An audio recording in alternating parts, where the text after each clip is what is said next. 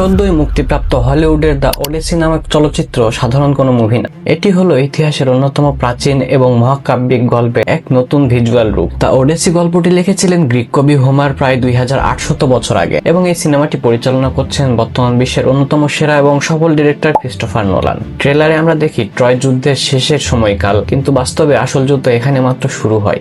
সিনেমার মূল চরিত্র বা হিরো ওডেসি ফিরতে চাচ্ছে তার নিজের রাজ্য ইচ্ছেতে, কিন্তু দেবতাদের অভিশাপ, সমুদ্রের রোষ এবং অজানা দানবেরা একের পর এক তার পথে বাধা হয়ে দাঁড়ায়। এরই বিপরীতে ওডেসির অনুপস্থিতিতে রাজ্যে রাজনৈতিক কোন্দল, রাজকুমারদের মধ্যে ক্ষমতার লড়াই এবং এসব বিষয়ে তুলে ধরার চেষ্টা করা হয়েছে। সবচেয়ে ইন্টারেস্টিং ব্যাপার হলো এর গল্প শুধুমাত্র একটি অ্যাডভেঞ্চার না, বরং এটি মানুষের মানসিক শক্তি, বুদ্ধি ও বেঁচে থাকার লড়াইয়ের গল্প।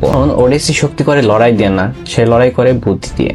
এর ট্রেলারে দেখানো ভিজুয়াল, কালার গ্রেডিং এবং সাউন্ড ডিজাইন দেখে মনে হয় যে এর নির্মাতারা প্রাচীন গ্রিককে অবিশ্বাস্যভাবে জীবন্ত তুলে নিয়ে এসেছেন। এই মুভিটা যদি গল্প ঠিকঠাকভাবে তুলে ধরতে পারে, তবে আশা করা যায় যে হলিউডে মিথোলজিক্যাল বেসড যে সিনেমাগুলো আছে তাদের জন্য এই সিনেমাটি একটি গেম চেঞ্জার হতে যাচ্ছে। এবং ক্রিস্টোফার নোলান যেহেতু তার সিনেমাতে সময় নিয়ে খেলতে পছন্দ করেন, সে কারণে আমার মনে হয় এই সিনেমাটি তিনি দারুণভাবে তৈরি করবেন। এবং ক্রিস্টোফার নোলানের ট্র্যাক রেকর্ড এবং তার মুভির লিস্ট দেখলে এই বিষয়টি আরো পাকাপোক্ত হয়ে ধরা দেয়। তো আপনারা যারা গ্ল্যাডিয়েটর, ট্রয় বা 300 এই ধরনের সিনেমা দেখতে পছন্দ করেন, যেগুলোর স্কেল অনেক বড় হয়, তাদের ওয়াচ লিস্টে এই সিনেমা অবশ্যই রাখা উচিত, কারণ এটা শুধুমাত্র একটি যাত্রা নয়, বরং একজন কিংবদন্তির তার ঘরে ফেরার গল্প। বাকি আপনারা কারা কারা এই ট্রেলারটি দেখেছেন এবং কেমন লেগেছে নিচে অবশ্যই কমেন্ট করে জানাবেন, এবং একই সাথে এই সিনেমা নিয়ে কে কে এক্সাইটেড আছেন তারা অবশ্যই নিচে লাইক এবং শেয়ার করবেন। বাকি দেখা হচ্ছে পরে কোনো ভিডিওতে। ততদিন পর্যন্ত ভালো থাকবেন, সুস্থ থাকবেন, বাই।